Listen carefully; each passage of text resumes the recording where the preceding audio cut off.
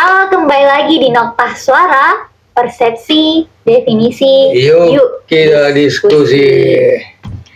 Oke, di session ini kita mau bahas epistemologi sebagai dasar pengetahuan. Wah, tapi by the way, gimana puasanya hari ini, teman-teman? Masih kuat? Soalnya kita juga ini kurang kuat ya. Oh, jangan dong Kak, harus tetap semangat. Iya. Meski haus. skip. Oke, jadi kita bahas epistemologi sebagai dasar pengetahuan. Epistemologi sebagai dasar pengetahuan, pemirsa. Ini sudah pertemuan ketiga ya. Kita masih di wilayah pemikiran dan pengetahuan. Oke, to the point. Kita mulai dari mana pembahasannya?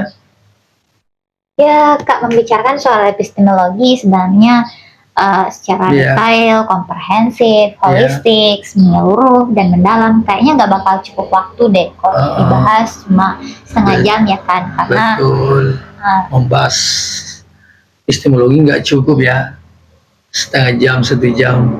Tapi kita ambil poin-poinnya aja ya, pokok-pokoknya. Walaupun untuk digali lebih dalam mungkin di lain waktu ya Kak. Iya.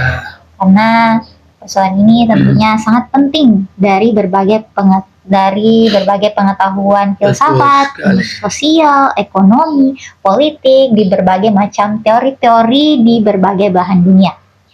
Nah, mengapa epistemologi penting? Karena merupakan sumber, akar, dasar dari teori pengetahuan.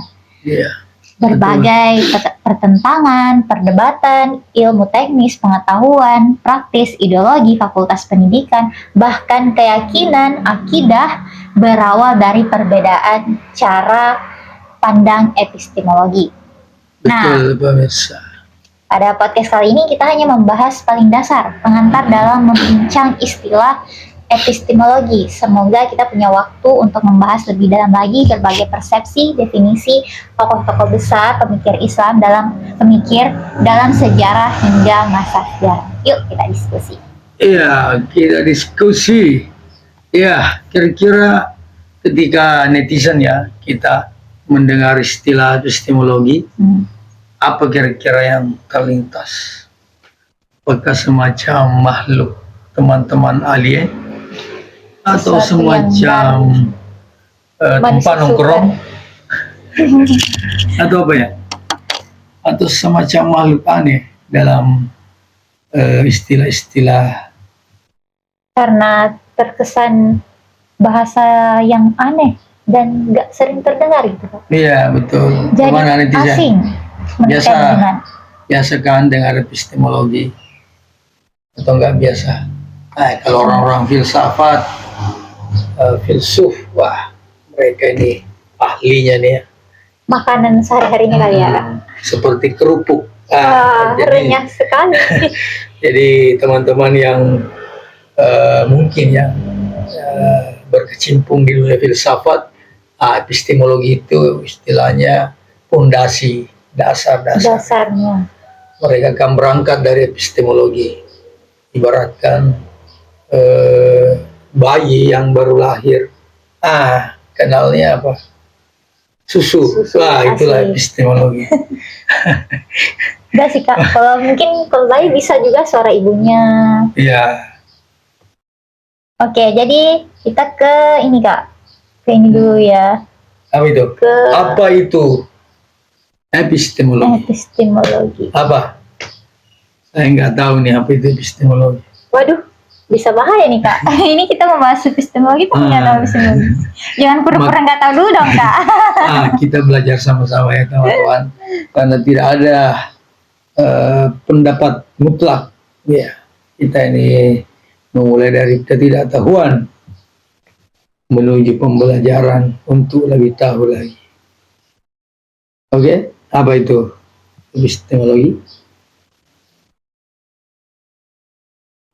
Apa itu epistemologi? Ya, itu apa?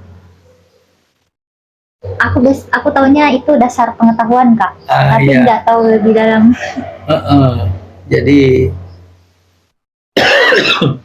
jadi ya menyangkut dasar-dasar pengetahuan, mungkin ya sumber pengetahuan, teori pengetahuan. Jadi misalkan ketika eh, seorang eh, manusia atau kita pertama kali melihat sesuatu, ya itulah pengetahuan dasar ya tentang objek sesuatu itu. Misalkan kita pernah mendengar ya bagaimana pencarian pengetahuan eh, versi apa ya, Ibnu Sina Sina. atau Descartes ya, Descartes. Katanya sih konon para tokoh besar ini, filsuf ini, dalam sejarah mencari pengetahuan ya mereka mulai dengan keraguan, meragukan segala hal, bahkan meragukan dirinya sendiri. Nah, ketika pada puncak keraguan, konon tiba-tiba mereka terpercik ya di pemikirannya, wah, aku meragukan segala hal, tapi mereka tidak pernah ragu kalau dia dalam keadaan ragu. Jadi itu sebenarnya adalah bentuk keyakinan atau keberadaan keraguan ya. Keragu itu ada loh. Dia tidak bisa, mereka tidak bisa memungkiri, menolak bahwa mereka dalam keadaan ragu. Atau contoh begini, netizen saya pernah dalam keraguannya.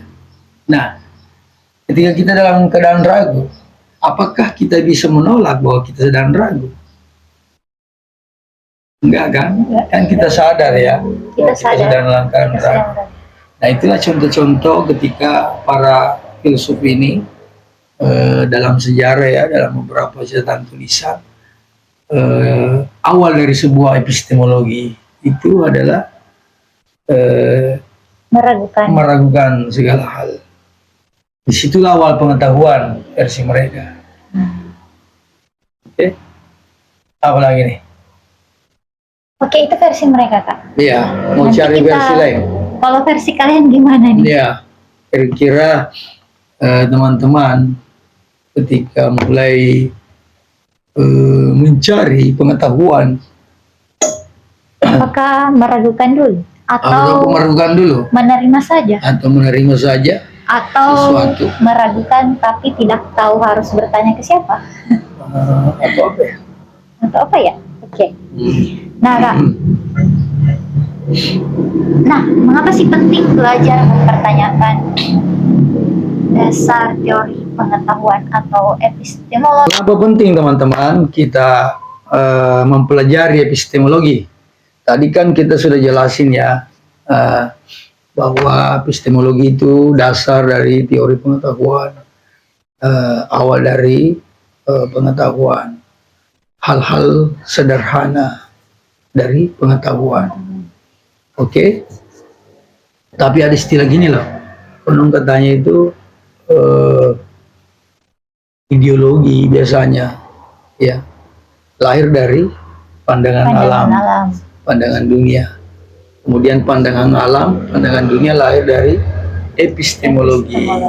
Nah, pengetahuan ini pasti atau epistemologi ini pasti akan nanti berhubungan dengan bagaimana sumber-sumber epistemologi, bagaimana alat-alat epistemologi yang digunakan oleh manusia.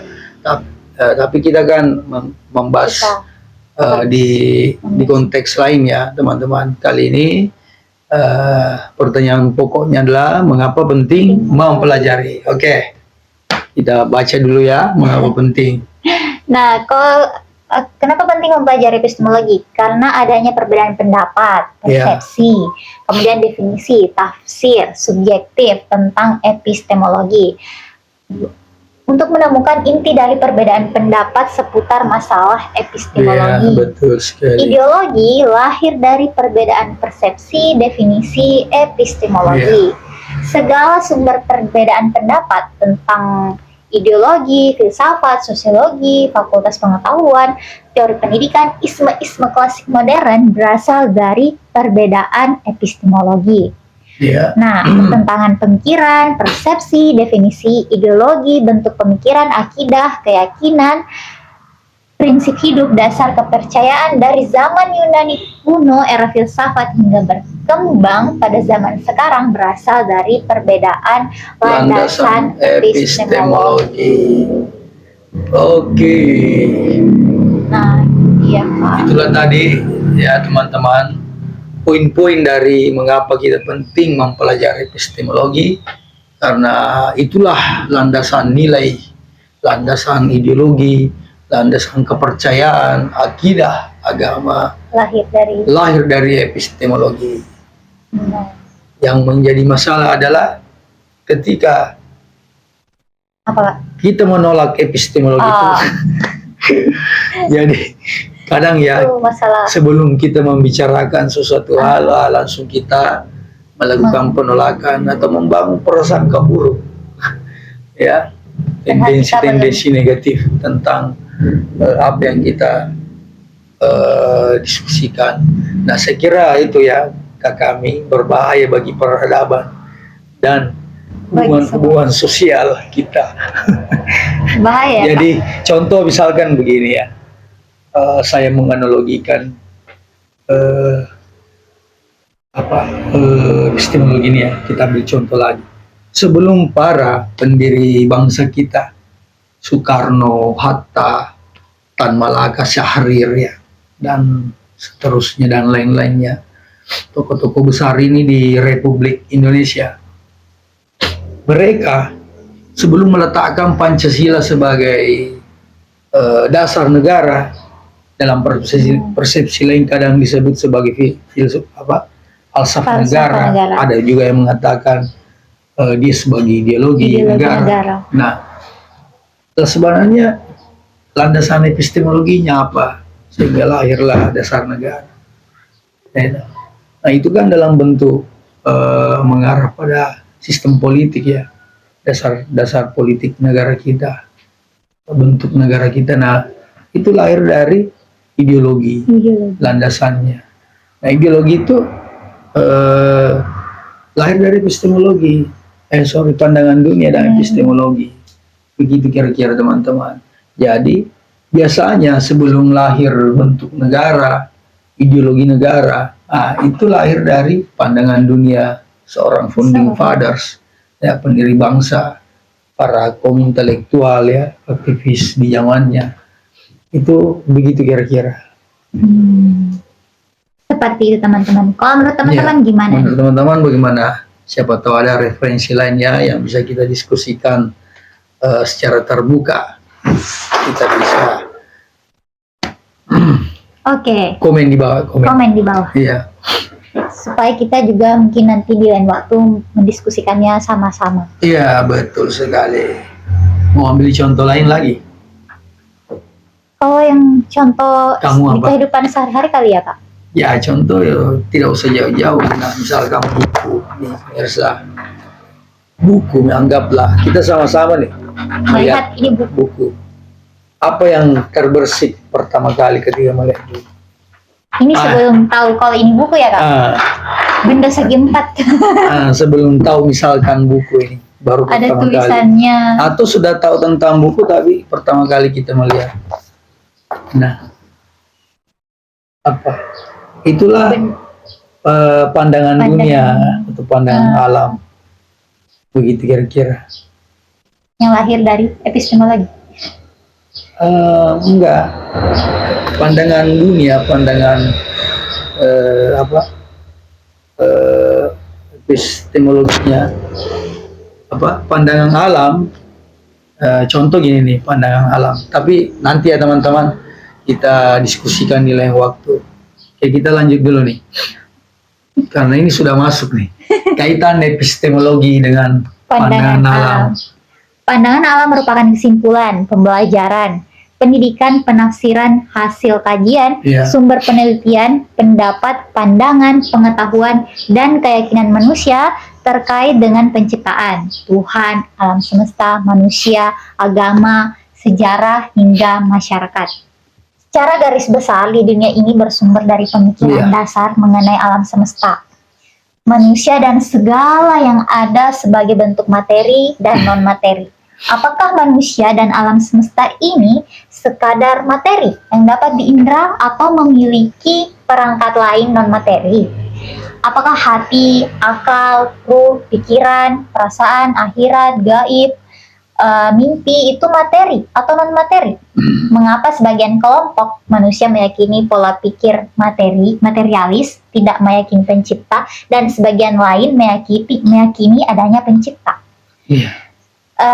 Apakah alam semesta, langit, bumi, serta isinya ada dengan sendirinya atau ada sumber mutlaknya? Jadi seperti apa Kak kaitannya? Jadi teman-teman ya, kita kembali membahas hubungan antara epistemologi dan pandangan dunia atau pandangan alam. Jadi biasa nggak begini, dalam kesendirian atau dalam diskusi-diskusi pembelajaran tiba-tiba kita bertanya nih, ini sebenarnya kita ini dari mana sih? Siapa sih kita ini? Ini alam semesta ini yang dilihat. Ini daun. Itu sebenarnya siapa sih penciptanya? Dari mana asalnya? Hubungan sebab akibatnya. Adakah sebabnya? Sebabnya? Atau emang udah ada? Atau ada dengan sendirinya tanpa ada sebab. Nah, begitu kira-kira pemirsa, teman-teman netizen. Jadi biasanya epistemologi dan pandangan alam itu seputar pertanyaan-pertanyaan yang tadi, mempertanyakan keberadaan alam semesta, bumi, langit. Tapi kan kita ini ya, kalau nggak tahu ya, kalau di posisi belum mengenal buku atau kitab suci, ya entahlah bagaimana cara kita mempertanyakan hal-hal tersebut. Karena kita kan memang sudah ada referensi sejarah ya, ada sumber sejarah, ada sumber guru mungkin. Tapi ketika dihadapkan pada pertanyaan-pertanyaan apa yang tadi ya, tentang pandangan alam, kira-kira netizen apa yang dipikirkan ketika mempertanyakan hal-hal tersebut? Atau mungkin pernah mikir seperti itu? Atau mungkin nggak pernah? Bagaimana?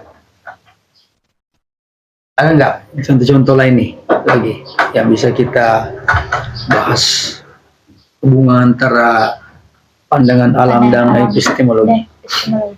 Ternyata berbicara apakah semesta ini ada dengan sendirinya? Apakah kita manusia tiba-tiba ada dengan sendirinya?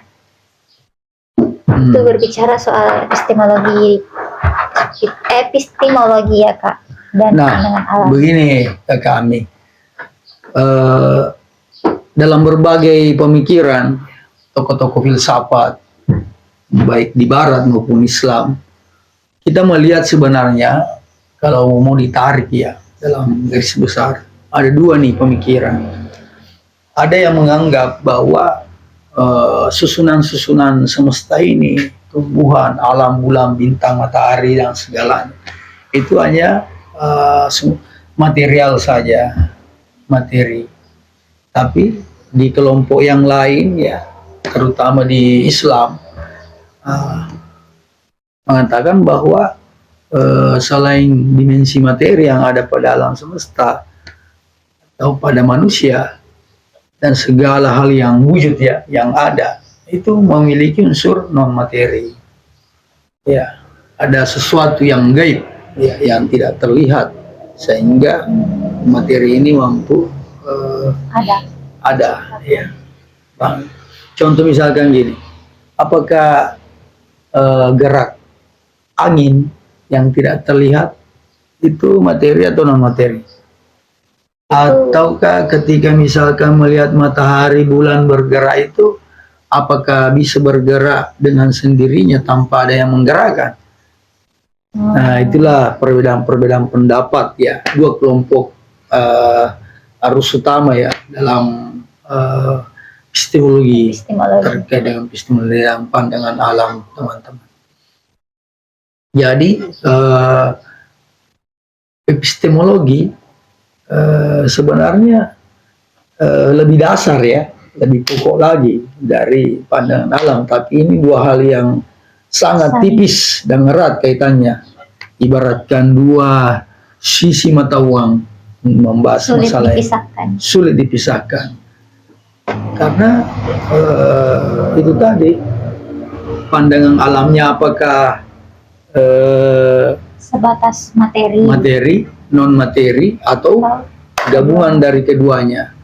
Nah, itulah hasil dari epistemologi tadi. Kenapa manusia bisa berpikir tentang pandangan alam, itulah wilayah-wilayah epistemologi, teman-teman. Dasar pengetahuan, teori pengetahuan. Oke, apakah masih ada yang ingin kita diskusikan, teman-teman? Menurut kalian gimana? Kalau aku biasanya kan dengar ini Kak, kalau di kayak contoh alam ini ya, ada yang bilang kalau ternyata alam ini ada dari ledakan, teori Big Bang, ledakan.